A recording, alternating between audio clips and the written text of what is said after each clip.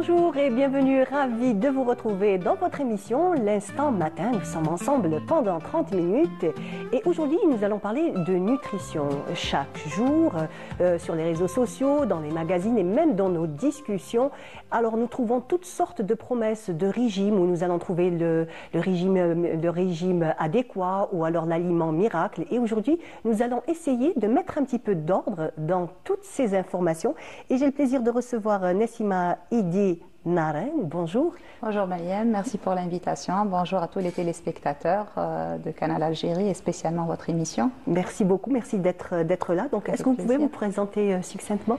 Oui, c'est Nessima Idi Naren. Je suis à la base physiopathologiste, nutritionniste, spécialisée en gestion du poids, nutrition, nutrithérapie et nutrition sportive aussi. Voilà, donc c'est énormément de... C'est vaste. Voilà, c'est très vaste. En et effet. c'est pour ça qu'aujourd'hui, on va essayer un petit peu de simplifier tout ça aux téléspectateurs, démêler un petit peu le vrai du faux. Et comme je l'ai dit, il y a énormément d'informations, on entend tout et son contraire. Et surtout de nos jours, l'alimentation est devenue, on va dire, la base de tout, d'une vie saine et d'un corps sain aussi. En effet. Au fait, la nutrition, il faut savoir que ça a toujours existé. En fait, ça suit la civilisation humaine. Donc, depuis qu'on existe sur le monde, on se nourrit. Voilà. Du chasseur-cueilleur, aujourd'hui, on tombe dans un autre, absolument, dans une nouvelle ère. Voilà. Tout à fait. Et ce qu'il faut savoir, c'est que ça a pris un petit peu de regain, vu l'envahissement et vu les taux de maladies postmodernes, le syndrome métabolique, le nombre et les chiffres alarmants des cancers et leur étroite même d'autres maladies, le diabète, les maladies cardiovasculaires, ainsi que leur relation étroite avec le mode d'alimentation. Donc c'est pour ça qu'il est important et impératif de connaître ne serait-ce que les basiques d'une nutrition saine et équilibrée. Et si on essaie un petit peu de décortiquer les choses, ce n'est plus comme avant, ça évolue comme toutes les sciences. Si on essaie un petit peu de comprendre la nutrition c'est de la biochimie, c'est qu'on étudie comment est-ce qu'un aliment est assimilé dans notre corps. L'aliment qui fournit des glucides, donc de l'énergie, l'aliment qui a un rôle constructif, donc les protéines, ceux qui ont un rôle pour construire le muscle ainsi que l'organe, etc. Et les minéraux qui sont considérés comme des micronutriments qui ont un rôle comme cofacteurs dans des réactions chimiques dans le corps. Et nous avons aussi la diététique. Quant à elle, si la nutrition, elle répond au quoi de la chose, donc l'aliment, la diététique, elle répond au comment. C'est un art. Donc la diététique, si on essaie un petit peu de la définir, j'aimerais bien commencer par ces petites définitions. C'est très important, je trouve que c'est important. Absolument, il faut que ça soit déjà clair pour tous les téléspectateurs. Absolument. La diététique, c'est une branche scientifique, certes, de la nutrition qui étudie l'ensemble des règles hygiéno-diététiques, y compris l'alimentation, l'activité physique, les changements d'une certaine physiologie à l'autre, la femme gestante, allaitante. On étudie tous ces facteurs, justement. Donc ça englobe tout le monde. Tout le monde est concerné. Concerné, tout le monde, toutes les tranches d'âge, le sujet âgé, adolescent, nourrissant, enfant, femme gestante, allaitante, le sportif de haut niveau, la qualité de sommeil aussi, on en prend en considération. Donc on étudie les interactions, bien l'effet justement des aliments sur la santé et bien sûr comment peut-on apporter plus de bénéfices sur cette santé Justement, comment peut-on apporter plus de bénéfices à cette santé? Très bien. En fait, quand on dit plus de bénéfices, pour faire simple, donc, pour faire simple, si on donne l'exemple d'un Algérien, les Algériens, on connaît tous notre génétique plus ou moins, on connaît tous notre environnement dans lequel nous vivons. Pour faire simple, il faut vraiment revenir aux ressources. Donc le régime alimentaire méditerranéen, donc on est concerné. L'idéal. Déjà pour nous, j'en reviendrai un peu plus tard, c'est des études qui ont été faites en 2023 plus récentes que ça, mais je voudrais un petit peu, si vous me permettez, Myriam, parler un petit peu de l'évolution justement et de comment ça a été établi, comme vous avez dit au début, en introduction, c'est qu'il y a des régimes miracle, un aliment miracle, ça n'a jamais existé. Ça existe des tendances maintenant en régime. Ce qu'il faut savoir, c'est des effets de mode. En fait. Oui, c'est des effets de mode, carrément. Il faut faire la part des choses. Il faut bien, c'est-à-dire comprendre sur quelle base sont fondées. La diététique, elle est fondée sur deux approches, je dirais, grandes approches ou approches primordiales. Il y a les régimes, ce qu'on appelle le régime normal, dans lequel on trouve par exemple des petits bobos esthétiques, une insuffisance pondérale, un petit surpoids, poids en gère, mais sans qu'il y ait aucun problème de santé. Donc, même des petites carences aussi? Justement, j'y reviendrai. D'accord. Les petites carences, ça rentre dans c'est un régime normal, mais ça rentre dans ce qu'on appelle le régime adjuvant. C'est un régime normal, mais il est supplémenté. On fait attention aux sources de B9, on fait attention aux sources de fer en cas d'anémie. Comme on l'assimile plus correctement, le fer d'origine végétale en rajoutant de bonnes sources de vitamine C, ça c'est les régimes adjuvants. C'est toujours dans la même catégorie, dans la catégorie de régimes normaux. C'est un régime normal, juste on lui rajoute un peu de supplémentation vu les petites carences qui ne sont pas vraiment méchantes. Il n'y a pas de maladie proprement dite, des petites insuffisances. Par contre, la deuxième catégorie, là où il faut vraiment bien la décortiquer, ce sont les régimes thérapeutiques. C'est toute une spécialité. On se surspécialise pour justement avoir un certain savoir-faire en termes de nutrithérapie. Donc la diétothérapie, si on essaie un petit peu d'imaginer la chose, on a minimum 5 régimes dans le monde de régimes thérapeutiques. Le premier type de régime, on a les régimes restrictif.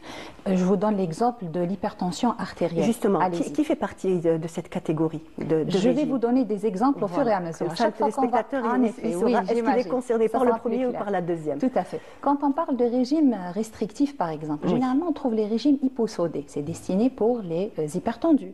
Les gens qui ont un problème d'hypertension artérielle, on ne peut pas leur donner un programme, plutôt un médicament ou bien une approche thérapeutique sans qu'il y ait des règles hygiéno-diététiques. Et en tête de liste, c'est de réduire le sodium, d'éviter les charcuteries, le sel caché surtout. Et là, j'ouvre une grande parenthèse pour les hypertendus en Algérie. Ne vous contentez pas de la réduction du sel à la maison, mais allez-y chercher, décrypter les étiquettes. Il y a du sel caché dans les produits ultra transformés. Pour faire simple, vous les évitez au maximum.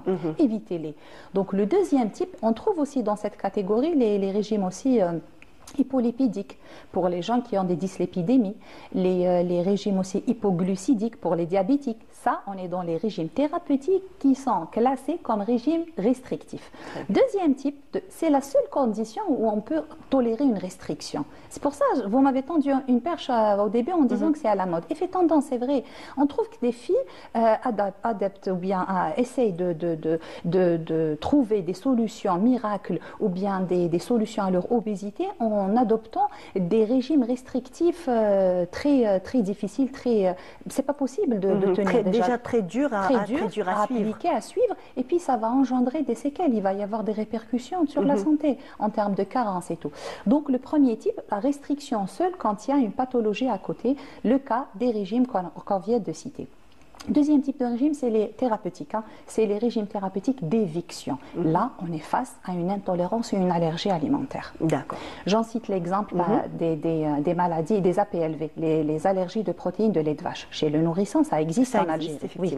Donc, on donne des substituants au lait, c'est-à-dire le lait artificiel, il ne doit pas contenir des protéines. C'est des hydrolysats, c'est des préparations proches de la consistance du lait.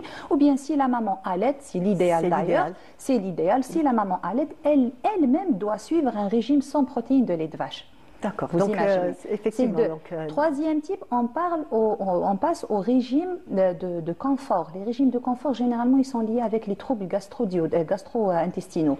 Donc, si on a un problème d'ulcère gastro-duodénal, de gastrite et tout, on évite l'aliment et on suit le patient au fur et à mesure et on corrige, on réintroduit selon son état de santé, s'il est en phase de crise, en phase de rémission. Quatrième type, c'est les régimes, ce qu'on appelle les régimes d'accompagnement. On accompagne la thérapeutique, mais pas vraiment. Pour quelle raison? Qui est concerné par ce genre de régime? Je vais vous donner un exemple. C'est les gens, par exemple, qui ont des maladies auto-immunes. Vous probablement entendu parler des régimes anti-inflammatoires. Oui, les régimes anti-inflammatoires, par exemple, pour les maladies auto-immunes. Pourquoi ces dernières années, on a dépensé, vous savez, les laboratoires dépensent énormément de budget parce qu'à vrai dire, c'est un problème d'intérêt public, c'est-à-dire c'est toute une bourse qui est une somme colossale qui est déboursée pour une bonne prise en charge de ce patient à travers le monde entier. Je ne parle pas de l'Algérie uniquement. Oui, absolument. Donc toutes les sociétés, tous les peuples sont concernés. L'Europe, les États-Unis, on est tous concernés. Donc une maladie auto-immune, c'est une prise en charge lourde. lourde pour l'État. Donc, si les règles hygiéno-diététiques ne suivent pas, le patient va rechuter, il va faire plusieurs complications, ça va se répercuter sur son travail, sa famille, c'est-à-dire sur l'économie nationale. Vous voyez. Donc, les régimes justement qui sont dits régimes d'épargne, c'est des régimes qui vont aider, plutôt accompagner, pardon, les régimes d'accompagnement qui vont accompagner le patient pendant sa prise en charge thérapeutique pour éviter les complications et pour aussi éviter d'éventuels problèmes de santé secondaires liés à sa pathologie d'origine. L'exemple, c'est les insuffisances rénales. Les insuffisances rénales, quand il y a un problème d'insuffisance rénale, le malade, il est là, il a un problème d'insuffisance rénale, mais on essaye de retarder le maximum sa dialyse, le passage à la dialyse. Donc on essaye de lui donner une alimentation vraiment au gramme près, je dirais. Par exemple, sans viande pour... Pas sans viande, non, parce que là, c'est une... vous savez, sans viande, ça égale dénutrition chez l'insuffisant rénal. Donc, apport protéiné calculé selon le bilan. Selon son bilan, selon sa fonction rénale, la créa, c'est tout un bilan à faire et on compare. Après, on a des fourchettes, selon la fourchette là où il est le patient en termes de bilan, c'est-à-dire le bilan biologique, c'est lui qui décide la quantité, l'apport en protéines en termes de quantité. Il n'y a pas que les protéines, il y a aussi les minéraux, il y a le potassium, il y a plein de minéraux à revoir, le sodium entre autres. Donc tout ça sera calculé en fonction de son bilan. Et le dernier régime thérapeutique, pour un petit peu cerner la chose, le régime d'assistance. Et c'est quoi exactement un régime d'assistance? C'est quoi exactement? C'est le cas des patients qui sont, c'est des cancéreux généralement, qui présentent une dénutrition assez importante et c'est-à-dire on n'arrive pas à gérer, on est obligé de le réanimer, on est obligé ça nécessite un séjour en réanimation ou bien en post-chirurgie, de lourde chirurgie, ou alors des patients qui nécessitent, généralement, ce qu'on appelle les conditions médicales aiguës. C'est une condition... quand les personnes n'arrivent plus à s'alimenter. Ils n'arrivent plus à s'alimenter. Là, on a recours à une substitution avec une alimentation artificielle. Et là, en Algérie, on émerge. On est émergent vraiment dans cette optique, malgré qu'il y a des choses qui sont vraiment magnifiques qui se font. Mais à l'étranger, par exemple, on a l'embarras du choix en termes de solutions, comment est-ce qu'on les injecte, etc. Avant, justement, d'assister le patient à la maison. Parce qu'ensuite, une fois il est évacué, il est sortant de l'hôpital, à ce moment-là, c'est une autre histoire. Ça, c'est une catégorie très sensible. C'est les sujets qui sont dénutris suite à un acte chirurgical ou un trauma ou les cancéreux stade vraiment tardif. Très bien. En tout cas, merci déjà de nous avoir un petit peu éclairé sur cette première partie de l'émission où un petit peu on a réussi à comprendre quel régime, on va dire, chaque personne a besoin de quel régime et surtout de suivi. On va continuer la deuxième partie de notre émission juste après le jingle.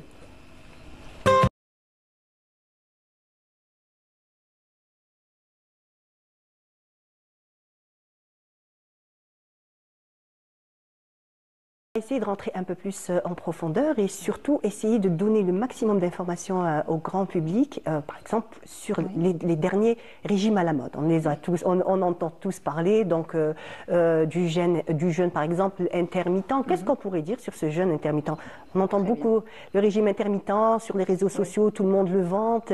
Est-ce que c'est vrai ou non? Très bien. Je voudrais juste, Madame Eline, si vous me permettez, tirer au clair les choses. Quand on dit jeûne intermittent, ça n'a jamais été classé comme régime. Ça n'a jamais été classé comme diète. C'est une approche, c'est une pratique. Le fait d'espacer, les espacements de repas ont un impact positif sur la santé quand ils sont bien calculés d'abord et quand ils sont donnés pour la bonne personne. C'est vrai, je suis tout à fait d'accord avec vous. Allez-y. C'est pas donné, généralement c'est les personnes qui font ça de leur propre initiative. De leur propre initiative, c'est encore plus pire, plus grave. Pourquoi? Surtout pour les femmes. Si on parle d'hommes, sauf s'il est sportif. S'il est sportif, il peut y avoir des retentissements sur sa performance parce que les sportifs, ils ont un besoin différent. On calcule au gramme près l'apport en protéines, en glucides, avant et après, le type de discipline, s'il s'agit d'une discipline d'endurance ou de force, la phase, s'il est en phase de préparation, de récupération, de compétition, c'est vaste. C'est vaste. Donc, sauf pour l'homme, ça marche. Pourquoi? Le jeûne intermittent. C'est quoi la différence? Par rapport à la femme, je vais vous en parler. La femme, on a tout un changement de cycle appelé la menstruation. Donc, on a plusieurs hormones. L'homme, il n'en a qu'une seule. l'hormone qui est un petit peu impliquée dans la gestion de stock, les réserves, la combustion de graisse, le glycogène, qui est le testostérone. Par contre, nous, on en a. C'est-à-dire, c'est pas ça qui manque chez la femme. Il y a le progestérone, les œstrogènes, testostérone, les pics, ça remonte et ça redescend. Il y a tout un cycle, le cycle, la menstruation, la phase folliculaire, la phase utérine. C'est-à-dire, c'est toute une phase qui pourra être facilement perturbée si on n'arrive pas à choisir le bon jeûne intermittent. Un. Deux, c'est pas toutes les femmes qui peuvent appliquer, maintenant par exemple, le jeûne intermittent, c'est des phases, c'est des plages. Au fait, ils sont calculés. On trouve le 16-8, on trouve le 4-4-12, on trouve... Le but, au fait, c'est quoi? C'est juste de créer des espaces pour ouvrir ce qu'on appelle en anglais le fat burning zone, les phases brûle-graisse. Si on arrive à s'abstenir, ne pas manger pendant 4 heures, le corps, il est parfaitement bien fait. Il va piocher dans ses réserves. En termes de gestion de poids, je parle de la gestion de poids, on va piocher dans ses réserves, on va même arriver le jeûne, par exemple, religieux pendant Ramadan, on va jeûner quand même en jeûne 8 heures, 10 heures, voire plus parfois, et plus. Mais on arrive à gérer, à tenir le coup, on est en pleine énergie, en force. Pourquoi? Parce que le corps commence à s'y habituer petit à petit, le premier, le deuxième, troisième jour, mais en même temps sécrète une autre alternative qui est les corps cétoniques. Il y a toute une biochimie dans tout ça. Par contre, si la femme décide d'elle-même, par exemple, elle a vu sa voisine ou sa copine en train d'essayer un jeûne intermittent, qui peut aller, j'en ai vu, et j'en ai eu des cas avec des troubles hormonaux suite à un jeûne, à une pratique de jeûne intermittent non étudiée. Donc, elle a vu sa copine qui avait fait un jeûne intermittent, une jeune fille de 23 ans.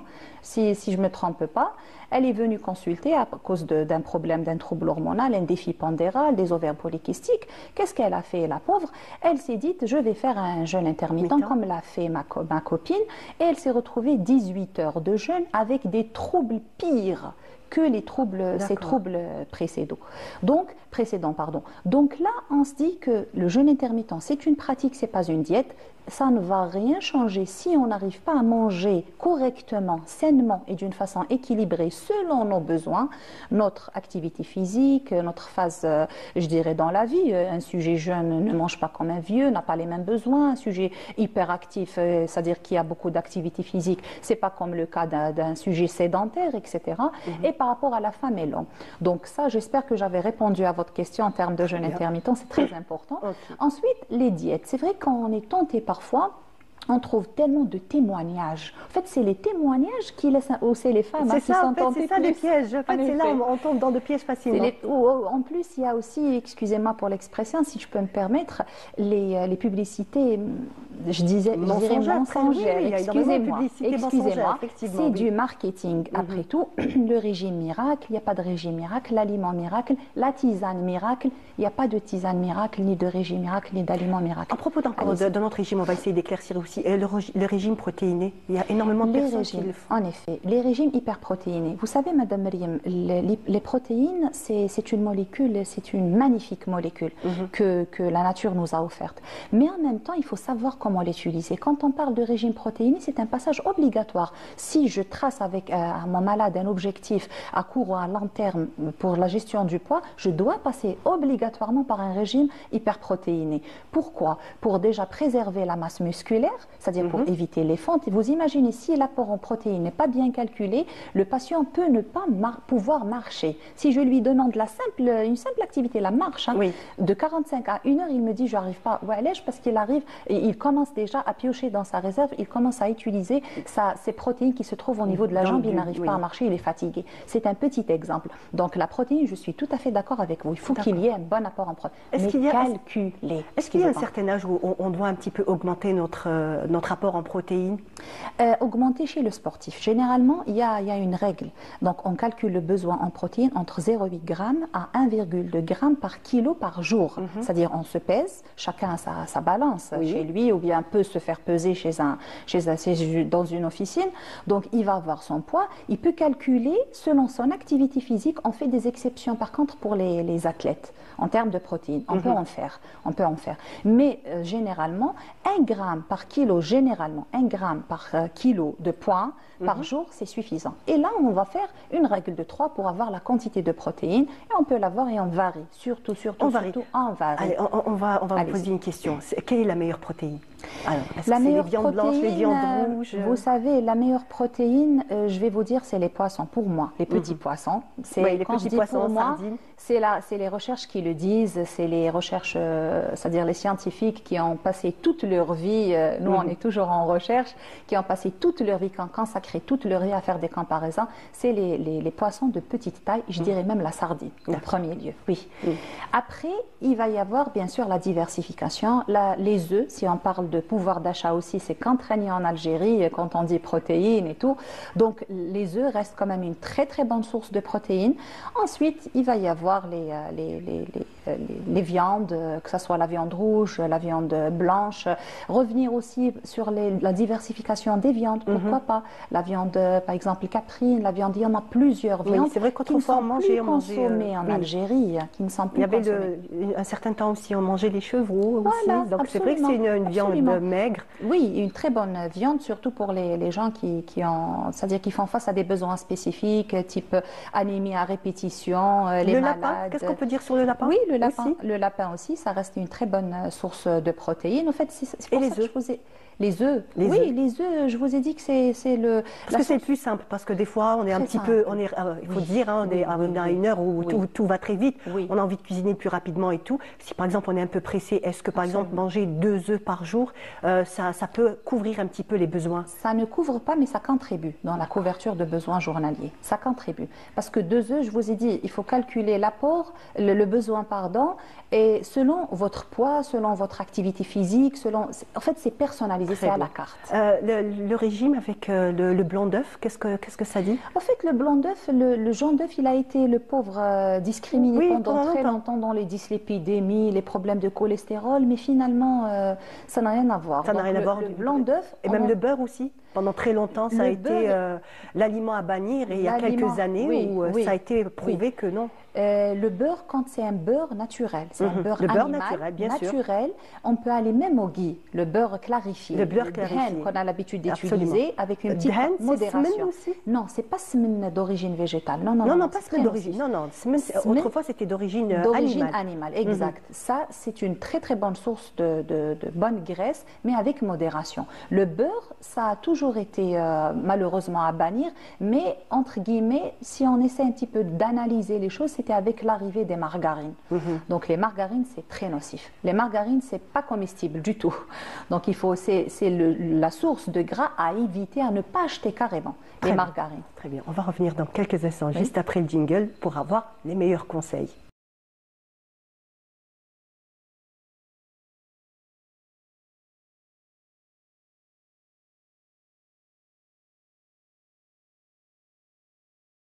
Pour une bonne alimentation. Oui, en conclusion, pour faire simple, revenir aux recettes de grand-mère. Déjà les ustensiles, la terre cuite, le fakhar qu'on a l'habitude d'utiliser, avant de les cuillères en bois en bois d'olivier. Revenir aux cuisines de vos grand-mères et prenez tout ce que vous voyez devant vous en termes d'ustensiles. Vous appelez vos mamans et vos grand-mères et vous prenez note. Allez, toutes les recettes. Ensuite, les ustensiles toujours, la fente ou bien l'inox inoxydable. À part ça, évitez le téflon. Justement, sur les réseaux sociaux, on est en train vraiment de revenir vers les poêles en inox et toutes les batteries cuisine de préférence en inox.